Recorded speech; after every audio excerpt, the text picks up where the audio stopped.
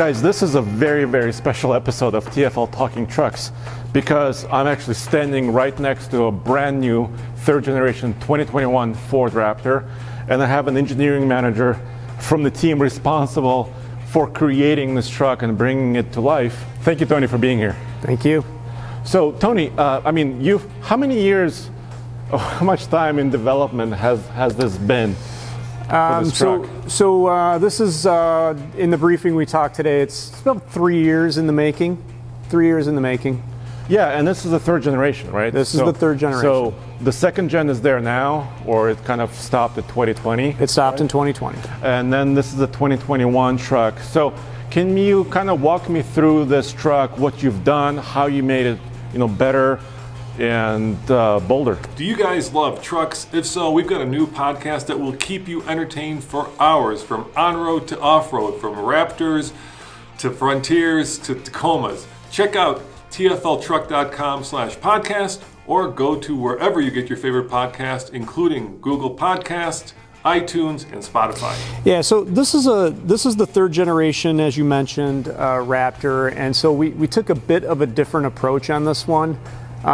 Because we knew that we needed to change the rear suspension in order for us to continue to grow the off-road capability of the truck. Okay. So that was kind of the first decision that we made 3 years ago, was to go to a 5-link coil suspension with the pan-hard rod bar. And so we looked internally to try to find the right solution.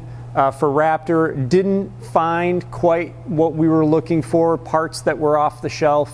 And so at that point, the Raptor customer deserves no less. We designed a no compromise rear suspension.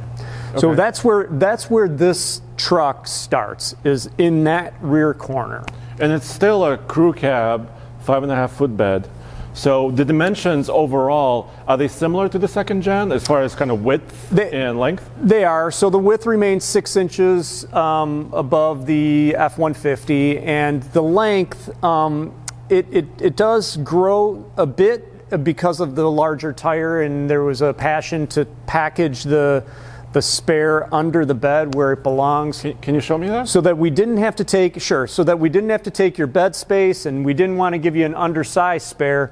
So you'll see in the back here, and this is across all of Raptor, even when you don't get a 37-inch tire, there's this kick in the rear bumper, right, that accommodates just a very large assembly under the bed. So the bumper is still similar design, except it extends a little bit further back. It does in the center section here, right? It's about 25 mils where it kicks back to accommodate the larger tire. And you can actually put a 37 under there. And the 37's under there right now. So that was one of the surprising things. I didn't quite expect that you, from the factory, would be able to do this. Yep. And if you're watching this, guys, of course, it's a TFL Talk video, and we have several other videos about this new truck. So talk a little bit more about what it was like to actually get a 37 onto a production truck. Yeah, so no easy task, really. There's two major hurdles that you run into when you start to go to a tire this big, right? The first thing is that inherently the envelope of this tire, not just in the static position that it's in now, but when you start to get this front tire especially into the different steering angles, and then you start to kind of take this Raptor and put it in an extreme where the suspension's moving up and down, what you're going to find is that this tire is going to interfere into the clearance zones of many, many, many parts. Mm-hmm. To get away from that, the one thing that we did is the truck is lifted, right? That allowed us a fair bit amount of latitude to get the tire in, but that wasn't enough. Then there's a creative engineering that just goes into, working with the F-150 team to modify parts so that we are not damaging any parts when you take this truck off-road. So obviously you can articulate the truck, flex the suspension, turn the wheels, do all those things. It's been tested just like the 35 has. It's run Borrego, hundreds and hundreds and hundreds of miles, and it's tested true with the 37 to not damage any of the vehicles.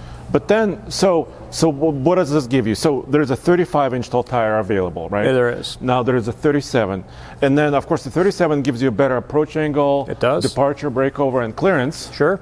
13.1 inches of ground clearance. That's it.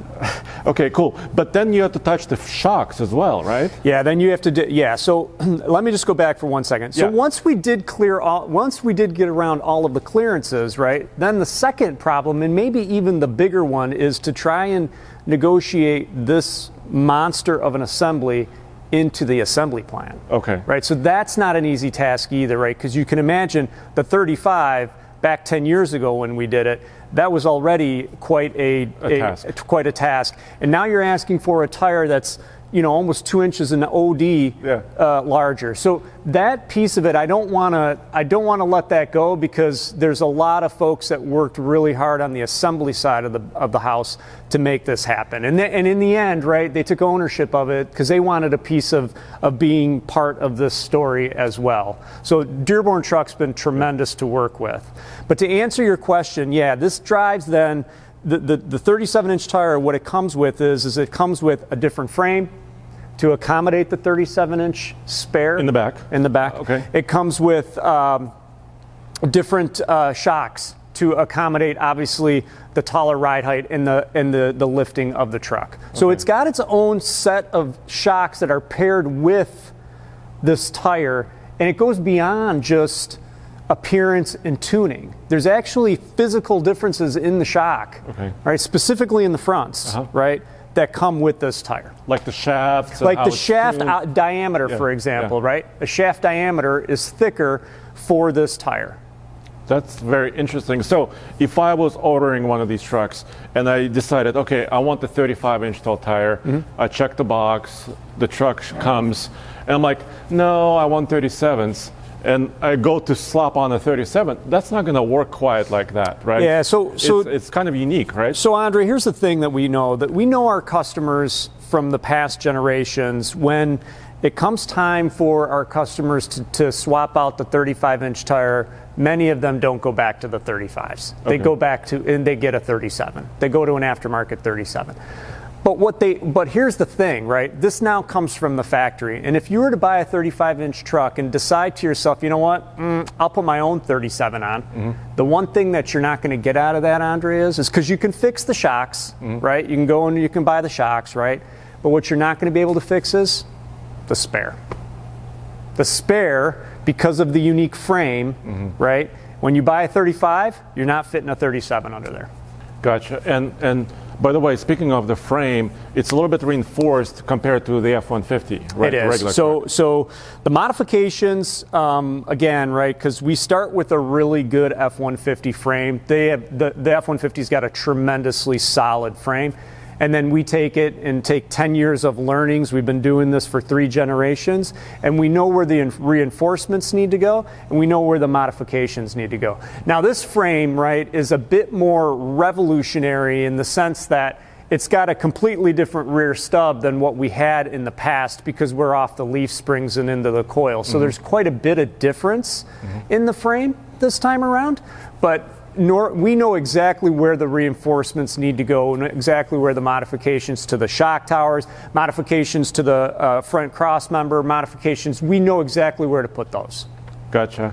And so before we move on to like the powertrain, for example, I just want to touch back on the Fox live valve shocks. So still Fox live valve, correct? But the body is a little bit larger, 3.1 inches. Correct.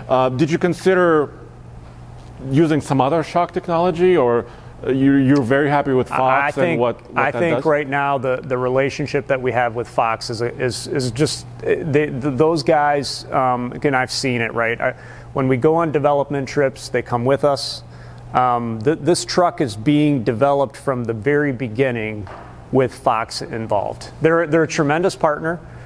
They know shocks, and at this point, there's never been a conversation to not have Fox part of the deal. So it's not like an afterthought, right? It's integrated into the design. Because now their live valve technology. The next gen that we've gone to now, it's gotten faster and more advanced, and we've integrated it into the drive modes now, right? Because we have damping ability. The user actually has damping modes on the steering wheel now. That's all integrated into the drive modes now, right? So it's not like it's an easy thing to peel away. Like Fox is part of the deal now. Yeah, right. And also, of course, the computer or the sensors tell the computer and the shocks what to do, right? So in the last gen, we had ride sensors only in the front. We've put them in all four corners now. Okay. Where now those are sending signals. Those are helping the live valve to take data from all four corners,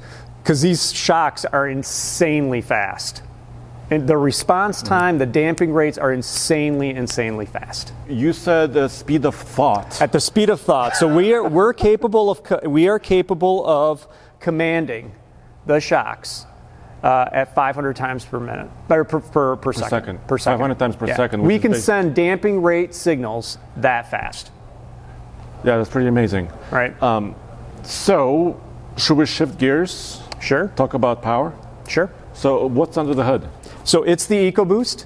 I'm not able to release the numbers today. Okay. Those are coming soon. But yes, it's EcoBoost, and where we've spent our time with the EcoBoost is really listening to the customer that wanted a better sounding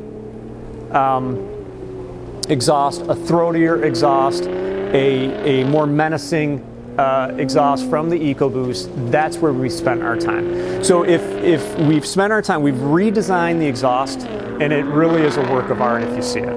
It's initially a bit of a strange design, but then once you get past that loop-de-loop that it makes, the sound is ridiculously cool. So explain the loop-de-loop. So first of all, obviously it's a V6, right? Yep. High output engine. Yep. And then the loop-de-loop, is it also for equal length?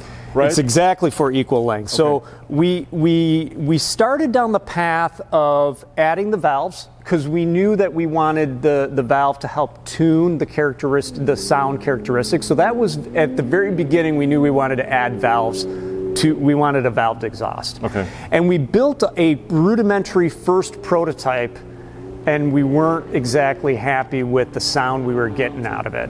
And the reason we weren't happy with it is because one of the pipes coming from the hot end was significantly longer than the other. Okay. In order to fix that, we came up with a proposal, and I remember sitting in the conference room when it was initially proposed, like, hey, this is what our exhaust is going to be. Yeah. And I remember looking at that going, wow, that's a strange looking exhaust. Yeah, how is it going to be packaged? Because the package, right, is pretty tight under there, so it forces you, in order to gain the length, it forces to make a loop around the other pipe and then back up. And it's just it's an inherently weird looking thing when you look at it. Yeah. And I remember saying, okay, but they kept saying, don't worry, this will deliver the goods. And so I didn't actually hear the real hardware until last summer when we started building the prototypes. It was during the COVID era. It was a tough build. We started getting these trucks out. And I remember we got it down. We started the first one, and I wasn't there. But my guy called me, and he said, hey, you might want to come down and listen to this. I went down there, and it was like nothing I've ever heard. And I went in, and I started it myself, and this thing had not been tuned. We had done any kind of software calibration. We haven't done anything. This is just the raw. The valves were not actuating perfectly right out of the gate. And so if it had, and I thought to myself, if I'm hearing that now, once we get to a point where we tune it and we tie it into the software and we get everything working, it's going to be a thing of beauty. And you started seeing almost immediately, as the prototype started running around Dearborn, you had people saying, oh, well, Ford's putting a V8 into the Raptor. Well, we saw some of those clips, of the trucks on the street, the prototypes. Sure. And it sounded deep, like it did. Kind of a deeper note. Yep. Yeah. And it's just got a growl, and it's just got a very aggressive tone to it. And it just takes it gives it a perception of a menacing perception now, and it really is something that the truck needed. Gotcha. And also it's configurable. And it's configurable. So the driver can select several modes. Correct. Right? So with the driver, with the button, with the steering wheel button, has the ability to, to be able to shift it into 4 different modes. One mode that we've put in there is quiet mode. Quiet mode will be something that is used, so that you can kind of, not upset. So when you start the truck for the first time in the morning? Yeah. You might want to use the quiet mode. Okay, gotcha. Okay. Maybe on the weekends, later in the morning, it's okay. Okay. But in the morning, early morning, when you're going to work, maybe not. Gotcha. And of course, that exhaust system is also configured into like Baja mode. So, correct. So if you select Baja mode, yep. I mean, you're touching the throttle, the transmission mappings, sure. the suspension, yep. and now the steering also? Well, it's beyond that, right? You're touching the ABS module, which controls the braking, right? You're touching the 4x4 module. You're touching a lot of different electronics now. The truck is pretty advanced now, where you have these drive modes, and we've had drive modes in the past, yeah. But they're now more deeply tied in with live valve, and now you have, the steering was always there, okay, but now you have damping abilities, and you also have the exhaust, and so we're giving the customer now the ability really to kind of fine tune this truck. Gotcha. Where do we go from here? Should we go inside? So before we go inside, I guess I'll tell you a couple of things on the exterior. Once we kind of figured out what we wanted to do on the rear in the suspension, right, and we knew we had the ability with the 5-link to get travel. You can't just add travel in the rear. We came to the front. In order to add travel in the front, right, we're 6 inches wider, right, but in order for us to kind of get more travel out of the front, it relied on a lot of parts to become new. And like I said in the briefing today, we are incredibly, incredibly unique now, the likes we've never been over 3 generations of Raptor from a part perspective. And we've never been more differentiated from F-150. Just in the front, the geometry changes that we did in the front to get to 14 inches of travel in the front is pretty amazing. Yeah. And so once we had the chassis and we knew we had the good foundation of a truck, then he said, okay, let's get in the studio now, right? Now when we get in the studio, right, we know how to make a Raptor. But what we did on this Raptor that's different from the last gen, but more like the first gen, is kind of get it back to, let's go back and look at what do trophy trucks look like? What do they try to do in terms of their width, right? And you can see this flat, hood ledge right here, this leading edge right here is flat across it. It just gives it the perception of width, and the grill goes right into the lamps, so it doesn't have any kind of cladding that kind of the way it did on the last gen to kind of give it the width. The letters have gotten bigger and bolder, and it just kind of started to take a look of its own. We've redone the marker lighting, which matches the wheel lip lightings with the grill lightings. It's all kind of become forward looking, and just a different approach. And then we were also very keen on putting off-road lighting with the Rigid branded off-road lighting because they have credibility in the off-road. So that's kind of like where we started on the front end. Wanted to do something different also with the hood and the fender vents. And then when we got to the fender itself and the box, one of the things that we wanted to do is add a little more character, and so we've added that character line to kind of give it that speed look on the side view to kind of come off the wheel lip in the front and in the rear. And of course, yeah, the venting functional, right? And the venting's functional both on the hood and in the fender.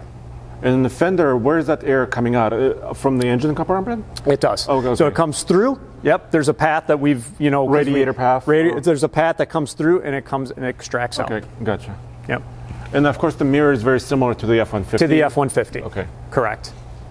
And so this you're seeing in the antimatter color, exterior color, the color that kind of launches Raptor, launches the off-road is the Code Orange, which is a truck that I'm sure you'll be seeing quite a lot of. But Code Orange also goes on the inside. But Code Orange also makes its way into the interior. So when you get inside, right, we've taken kind of the Code Orange and we've gone away from the red, which still means Ford Performance, but now we've kind of put the code orange highlights into the interior, which signifies the desert piece of the puzzle. Gotcha. All right, so should we just quickly transition to the inside? Sure. I mean, it's obviously new, so it follows the 2021 F-150 kind of style. It does. Right. So as far as the IP and the console and all the good stuff that the F-150 brings, we take all of that, but then we give it a look and feel that is uniquely Raptor. We work with materials and colors, obviously, but materials that are more, something that you would find in the desert. So, for example, you're looking at a truck here that is kind of the higher end, right? You're seeing premium materials on the seats. You're seeing premium stitching. You're seeing premium finishes on a lot of the parts. Yeah. But really, what we always try and do with Raptor is just try to give it something that's rugged and something that wears well, and so that when you bring sand into the cabin, right, it's something like I did just now. Well, okay, yeah. like there is now, so that you can bring, you can very easily get it out, right? So that's something that we pay attention to. The materials have to wear. They have to be able to go off-road. They have to be able to, this truck has to be able to go into its natural environment. It's going to have to get dirty, and then you got to be able to bring it back out, be able to clean it, and it's got to be like new.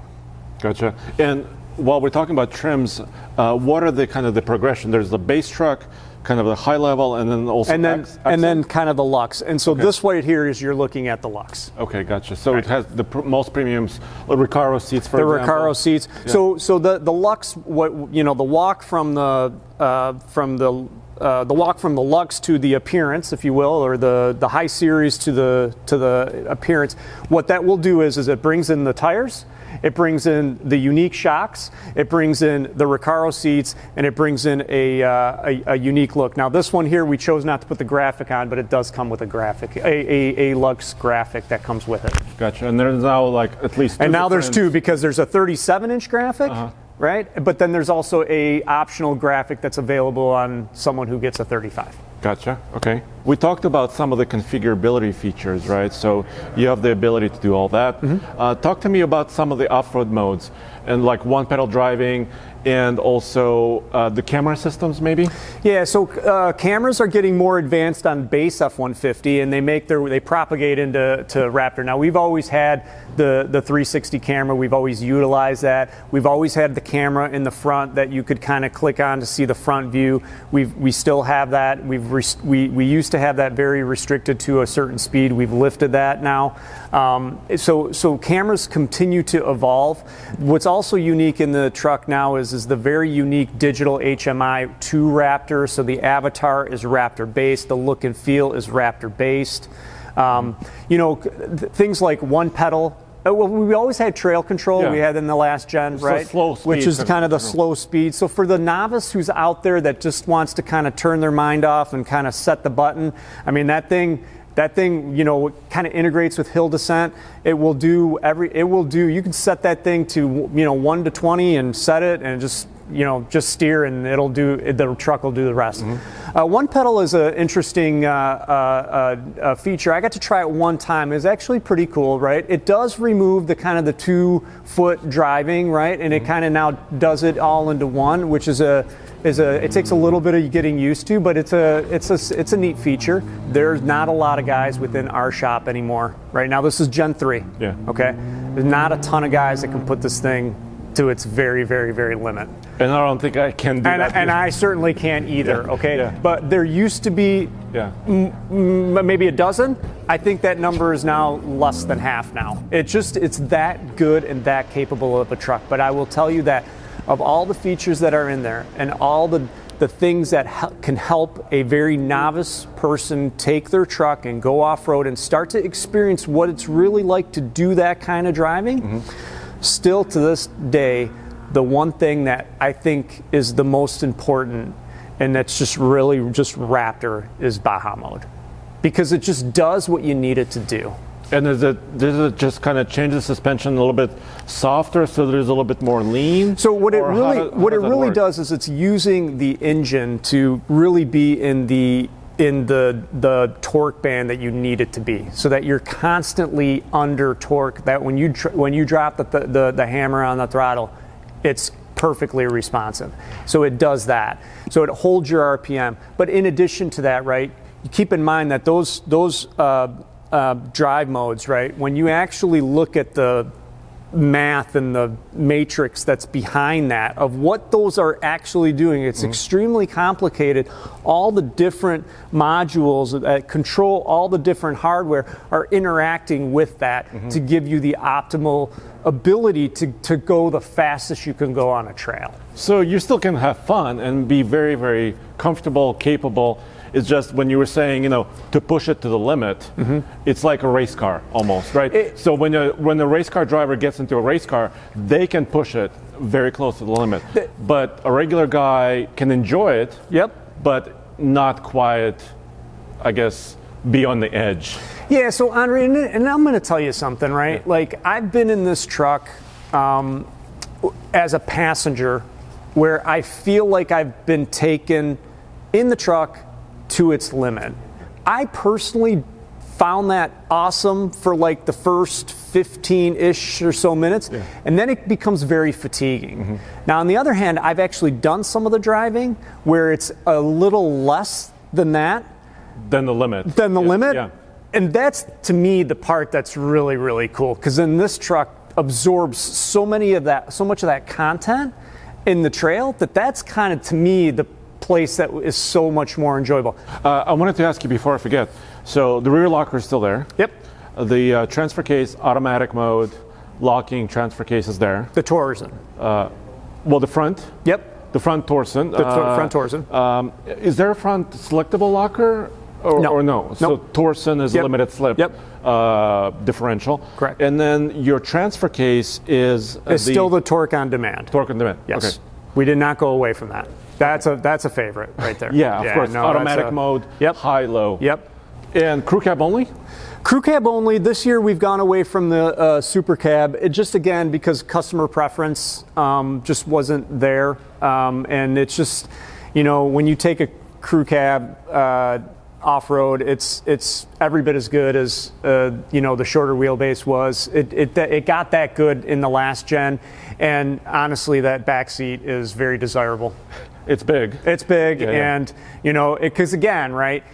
You got a lot of people going off-road, but there's still an equal amount of people that want to just use this as a daily driver. And the Fox Shock, I talked about that today in the briefing, that's the beauty of the Fox Shock. It's capable of doing that, a very aggressive off-road driving, and then you just take that exact same thing and you don't have to do anything, and you come onto pavement, right, and it becomes a daily driver instantly with a very plush ride.